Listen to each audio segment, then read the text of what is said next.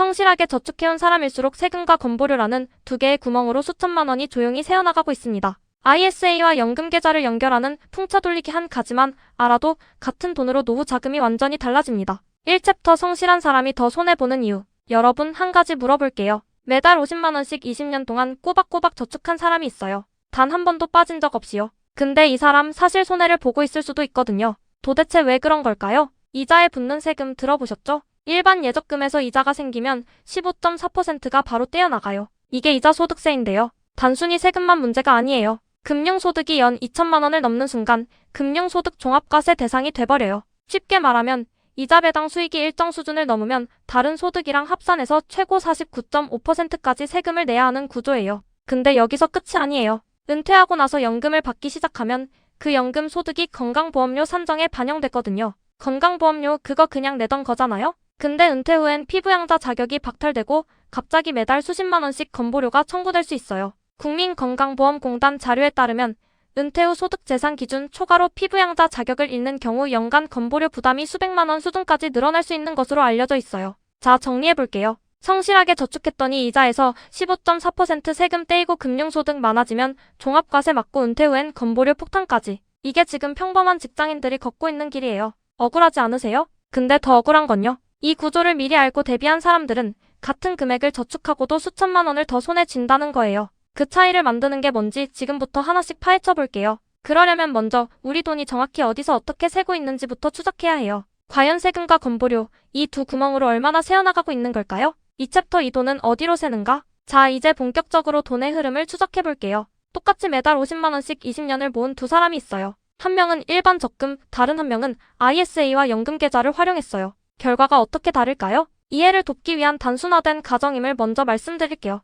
연 4% 수익률로 20년 운용했다고 가정하면 원금만 1억 2천만 원이에요. 여기에 복리 수익까지 더하면 총 자산은 대략 1억 8천만 원 수준이 될 수 있어요. 근데 일반 과세 계좌로 운용했다면 수익 약 6천만 원에서 15.4%인 약 900만 원 수준의 세금이 바로 떼어나가요. 반면 ISA 계좌를 활용하면 일반형 기준 200만 원, 서민형 기준 400만 원까지는 비과세거든요. 그 초과분도 9.9%의 분리과세로 끝나요. 일반 과세랑 비교하면 세금 부담이 절반 수준으로 줄어드는 거예요. 여기서 핵심은 세금 차이만이 아니에요. 건강보험료 문제가 또 있거든요. 일반 금융계좌에서 발생한 이자 배당 소득은 건강보험료 산정소득에 포함될 수 있어요. 근데 ISA 계좌 안에서 발생한 수익은요? 건보료 산정소득에서 완전히 빠져요. 그러니까 ISA는 단순히 세금을 아끼는 계좌가 아니라 건보료까지 방어하는 이중 방어막인 거예요. 자, 그럼 돈이 새는 구멍을 단계별로 해부해 볼게요. 예를 들어 일반 적금으로 20년 후 6천만 원의 수익이 생겼다고 가정해 볼게요. 먼저 이자 소득세 15.4%, 약 900만 원이 빠져요. 금융소득이 연 2천만 원을 넘으면 종합과세로 세율이 더 올라가서 경우에 따라 추가로 수백만 원이 더 나갈 수 있어요. 은퇴 후엔 이 자산에서 나오는 소득이 건보료 산정에 반영되면서 연간 수십만 원에서 수백만 원 수준의 건보료가 추가로 붙을 수 있고요. 결국 6천만 원짜리 수익을 올렸는데 세금과 건보료를 다 빼고 나면 실제로 손에 쥐는 돈은 수천만 원 수준으로 줄어들 수 있어요. 이게 바로 구멍난 양동이 구조예요. 아무리 열심히 물을 채워도 밑에서 계속 새고 있는 거잖아요. 그렇다면 이 구멍을 막는 방법이 있을까요? 있어요. 바로 ISA라는 계좌인데요. 근데 ISA 그냥 세금 안 내는 통장 아닌가요? 사실 그렇게 단순하지가 않거든요. ISA 안에서 어떤 일이 벌어지는지 구조를 제대로 알아야 진짜 활용이 가능해요. 지금부터 ISA의 정체를 완전히 해부해드릴게요. 3챕터 ISA 비과세의 울타리. 자, 이제 ISA의 정체를 제대로 파헤쳐 볼게요. ISA 개인종합자산관리계좌라고 하는데요. 쉽게 말하면 이 계좌 안에서 번 돈은 세금을 확 줄여주는 특별한 울타리예요. 울타리 안에 있으면 세금이 못 들어오는 구조거든요. 그럼 구체적으로 어떤 혜택이 있는지 볼게요. 현재 기준으로 일반형 ISA는 연간 2천만 원, 총 1억 원까지 납입할 수 있어요. 서민형, 농어민형은 납입 한도가 동일하지만 비과세 혜택이 더 커요. 수익에 대한 비과세 한도는 일반형 기준 200만 원, 서민형 기준 400만 원이에요. 이 한도를 초과한 수익도 15.4% 일반 세율이 아니라 9.9% 분리과세로 끝나요. 분리과세란 다른 소득과 합산하지 않고 따로 낮은 세율로 과세하는 방식이에요. 그러니까 금융소득 종합과세 걱정도 없는 거예요. 여기서 잠깐 포로시장이라는 개념을 짚고 넘어갈게요. 포로시장이란 소비자가 다른 선택지 없이 특정 구조에 묶여버리는 상황을 말해요. 일반 과세 계좌만 쓰는 분들은 사실상 세금 구조의 포로시장에 갇혀 있는 거예요. ISA는 그 울타리 밖으로 나올 수 있는 탈출구인 셈이죠. 그럼 ISA 누구나 가입할 수 있을까요? 19세 이상 국내 거주자라면 기본적으로 가입 가능해요. 단, 직전 세계연도 중 1회 이상 금융소득 종합과세 대상자였다면 가입이 제한될 수 있어요. 그리고 한 가지 중요한 조건이 있어요. 의무 가입 기간이 최소 3년이에요. 3년 안에 해지하면 비과세 혜택이 사라지고 일반 과세로 전환돼요. 그래서 ISA는 단기 자금이 아니라 중장기 자금을 굴리는 계좌로 봐야 해요. 자, 그럼 ISA 안에서 뭘 담을 수 있냐고요? 예금, 적금은 물론이고 펀드, ETF, 리츠까지 담을 수 있어요. 하나의 계좌 안에서 다양한 자산을 굴리면서 수익이 나도 세금은 최소화하는 구조예요. 근데 여기서 한 가지 더 중요한 게 있어요. ISA에서 만기가 됐을 때 그 돈을 그냥 찾아서 쓰면 끝일까요? 아니에요. 이 돈을 연금 계좌로 이전하면 추가로 세액공제까지 받을 수 있거든요. 이게 바로 풍차 돌리기의 핵심인데요. 근데 그러려면 먼저 연금 계좌가 어떤 구조인지 알아야겠죠? 연금저축과 IRP, 이 두 계좌가 정확히 어떻게 다른지, 그리고 어떤 마법 같은 혜택이 숨어 있는지 지금부터 파헤쳐 드릴게요. 4챕터 연금저축 IRP 세액공제의 마법. 자, 이제 연금 계좌 얘기를 해볼게요. 연금저축이랑 IRP 들어보셨죠? 둘 다 노후준비 계좌인데 사실 성격이 꽤 달라요. 먼저 세액공제부터 짚고 넘어갈게요. 세액공제란 내야 할 세금 자체를 직접 깎아주는 혜택이에요. 소득에서 빼주는 소득공제랑은 다르게 세금을 계산하고 나서 그 금액을 바로 줄여주는 거거든요. 그래서 체감 효과가 훨씬 크죠. 현재 기준으로 연금저축과 IRP를 합산해서 연간 900만원까지 세액공제 대상이 돼요. 총급여 5,500만원 이하라면 16.5%, 초과라면 13.2% 세액공제율이 적용돼요. 쉽게 계산해보면 연 900만원을 넣었을 때 최대 약 148만원 수준의 세금을 돌려받을 수 있는 거예요. 그냥 넣기만 해도 세금을 돌려받는 구조잖아요. 자, 그럼 연금저축이랑 IRP는 뭐가 다를까요? 연금저축은 중도 인출이 비교적 자유로워요. 급하게 돈이 필요할 때 원금을 뺄 수 있거든요. 물론 세액공제 받은 금액과 수익에 대해선 기타 소득세 16.5%가 붙지만요. 반면 IRP는 훨씬 엄격해요. 무주택자 주택 구입, 6개월 이상 요양, 파산 등 법으로 정해진 사유가 아니면 중도 인출이 아예 안 돼요. 그러니까 IRP는 진짜 노후까지 묶어두는 계좌예요. 여기서 고정비라는 개념을 짚고 넘어갈게요. 고정비란 상황에 관계없이 매달 반드시 나가는 비용이에요. IRP는 한 번 넣으면 빼기 어려운 구조라 내 자산의 유동성이 줄어드는 고정비처럼 작용할 수 있어요. 그래서 전문가들은 IRP보다 연금저축의 비중을 높게 가져가라는 분석을 많이 하거든요. 그럼 연금을 받을 때 세금은 어떻게 될까요? 55세 이후 연금으로 수령하면 연금소득세 3.3%에서 5.5% 수준이 적용돼요. 일시금으로 찾으면 16.5%가 붙으니까 연금으로 나눠받는 게 세금 측면에서 훨씬 유리한 거예요. 그리고 연간 연금 수령액이 1,500만원 이하라면 분리과세로 끝나요. 다른 소득이랑 합산되지 않으니까 건보료 부담도 낮출 수 있는 구조예요. 근데 여기서 한 가지 의문이 생기죠. ISA랑 연금 계좌 둘 다 좋은 건 알겠어요. 근데 이 둘을 따로따로 쓰는 것보다 연결해서 쓰면 더 강력해진다고 하잖아요. 도대체 어떻게 연결하는 건지, 그리고 연결하면 얼마나 더 큰 혜택이 생기는 건지 지금부터 바로 파헤쳐 드릴게요.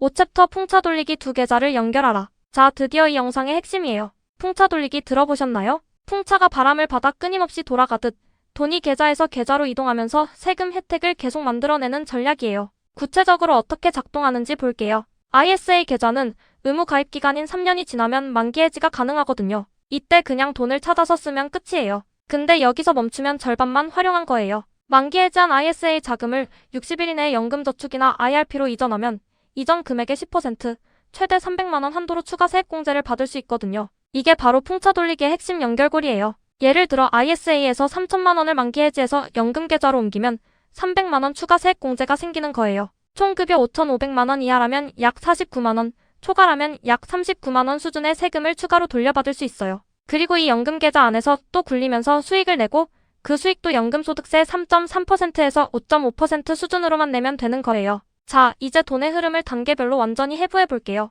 이해를 돕기 위한 단순화된 가정임을 먼저 말씀드릴게요. 매달 50만원씩 3년, 총 1,800만원을 ISA에 넣고 연 4% 수준으로 운용했다고 가정해 볼게요. 3년 후 수익은 약 110만원 수준이에요. 여기서 일반 과세 계좌였다면 15.4%, 약 17만원이 세금으로 빠져요. ISA 일반형은 200만원까지 비과세니까 이 경우 세금이 0원이에요. 그 다음 만기 자금 약 1,910만원을 연금 계좌로 이전해요. 이전 금액의 10%인 191만원, 최대 300만원 한도 아니니까 191만원에 대한 세액공제가 추가로 생겨요. 세액공제율 16.5% 적용 시 약 31만원 수준을 추가로 돌려받는 거예요. 연금계좌 안에서 이 돈을 또 굴려서 나중에 연금으로 받을 때는 3.3%에서 5.5% 수준만 내면 돼요. 결국 1,800만원을 넣어서 세금은 거의 안 내고 오히려 세금을 돌려받는 구조가 완성되는 거예요. 이게 구멍난 양동이를 막는 방법이에요. 넣는 구멍을 크게 하는 게 아니라 새는 구멍을 막는 거잖아요. 여기서 한 가지 더 짚고 넘어갈 개념이 있어요.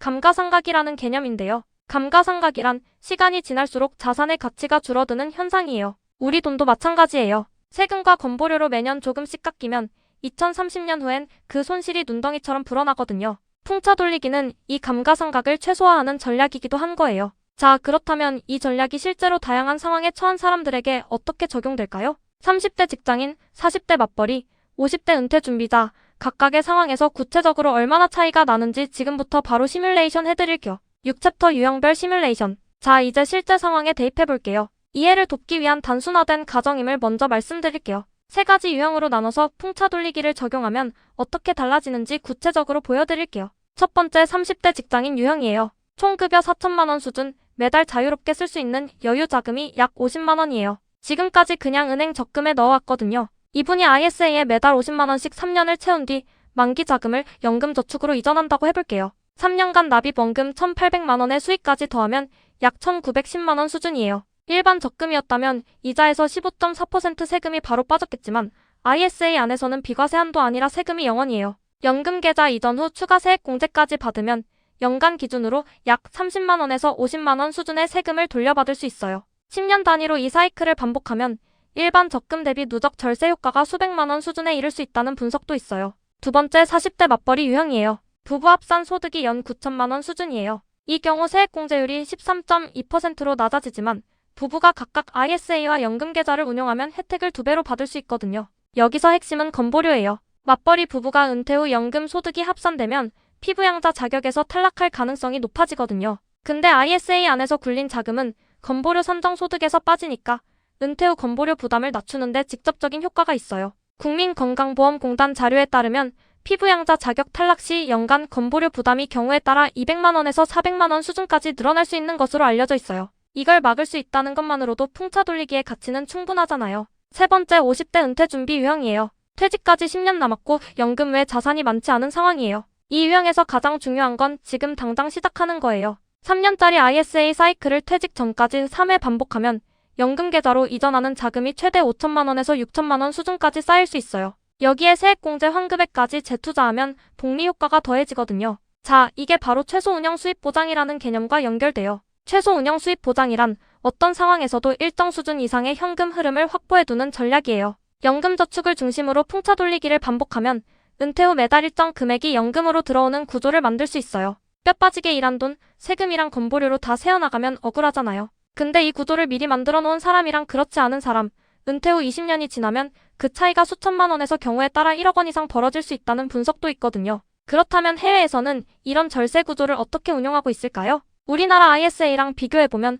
사실 우리가 생각보다 불리한 구조에 있다는 걸 알 수 있거든요. 그 반전 지금 바로 보여드릴게요. 7챕터 실전 행동 전략. 자, 이제 오늘 당장 할 수 있는 것들을 정리해드릴게요. 첫 번째 ISA를 지금 바로 개설하세요. ISA는 개설만 해두어도 의무유지 기간인 3년이 카운트되기 시작해요. 지금 넣을 돈이 없어도 일단 만들어두는 게 유리해요. 특히 가입 연도와 만기 시점이 이후 전략에 영향을 주기 때문에 하루라도 빨리 시작하는 게 맞아요. 증권사 앱에서 10분이면 개설 가능해요. 두 번째, 연금저축을 최소월 20만원 이상 우선으로 채우세요. 연금저축 연 600만원 한도를 먼저 채운 뒤 여유가 생기면 IRP 300만원을 추가하는 순서가 일반적으로 유연성 면에서 유리해요. 왜냐하면 연금저축은 원금 인출이 비교적 자유로워서 예상치 못한 자금 필요 상황에서 대응하기 수월하거든요. 세 번째, ISA 만기 시점을 절대 그냥 지나치지 마세요. 3년 만기가 되면 해지 후 60일 이내 연금저축이나 IRP로 이전해야 추가 세액공제 혜택을 받을 수 있어요. 이 60일을 놓치면 그 혜택은 영영 사라지거든요. 캘린더에 미리 알림을 설정해두세요. 이전 금액 최대 3천만원까지 10%, 최대 300만원 추가 세액공제는 그냥 넘기기엔 너무 아까운 돈이에요. 8챕터 결론 및 인사이트. 자, 오늘 퍼즐의 최종 완성본을 한 문장으로 정리해드릴게요. 노후 자금과 목돈 마련. 이 두 마리 토끼를 잡으려면 ISA의 단기 비과세 혜택과 연금계좌의 장기 세액공제를 연결하는 풍차 돌리기가 선택이 아닌 필수예요. 만약 이 구조를 모른 채 평범한 통장에만 돈을 모은다면 뼈 빠지게 번 돈을 세금으로 떼이고 은퇴 후엔 건보료 부담까지 더해지면서 남들보다 수천만 원 뒤처지게 될 수 있어요. 수익률을 쫓아가는 것보다 내 자산의 방어막을 튼튼하게 치는 게 장기적으로 훨씬 중요하다는 거 잊지 마세요. 그렇다면 앞으로 이 방어막은 어떻게 변할까요? 현재 논의되고 있는 ISA 개편안에 따르면 납입 한도가 연 4천만 원, 총 2억 원 수준으로 늘어날 가능성이 있고 비과세 한도도 일반형 최대 500만 원, 서민형 최대 1,000만 원 수준까지 커질 수 있다는 방향이 논의되고 있어요. 다만 이는 아직 확정된 내용이 아니므로 정책 변화를 꾸준히 모니터링하는 것이 중요해요. 반면 건강보험료 기준은 점점 까다로워지는 추세예요. 연소득 2천만 원 초과 시 피부양자 자격 박탈이 현행 기준이고 사적연금에 대한 건보료 부과 여부도 제도적으로 검토 중이라는 분석이 있어요. 지금부터 ISA처럼 건보료 산정 소득에서 빠지는 자산을 미리 확보해두는 전략이 중요해지는 이유예요. 구조적인 개선 방향으로는 첫째 ISA 비과세 한도 확대와 함께 장기 투자를 유도하는 제도 설계, 둘째 연금저축과 IRP의 중도 인출 유연성 보완, 셋째 건보료 부과 체계의 예측 가능성 강화가 논의될 필요가 있다는 시각도 있어요. 여러분은 현재 ISA와 연금 계좌를 각각 얼마씩 나눠서 활용하고 계신가요? 여러분만의 황금 비율이나 꿀팁이 있다면 댓글로 공유해주세요. 다음 영상에서는 많은 분들이 가장 불안해하시는 주제, 은퇴 후 건강보험료를 최소화하는 구체적인 연금 인출 순서와 연간 1,500만 원 기준의 의미에 대해 속 시원하게 파헤쳐 보겠습니다. 오늘 영상이 여러분의 자산 설계에 조금이라도 도움이 됐다면 구독과 좋아요 꾹 눌러주시고요. 알림 설정까지 해두셔야 다음 절세 전략도 놓치지 않으실 수 있어요. 시청해주셔서 감사합니다.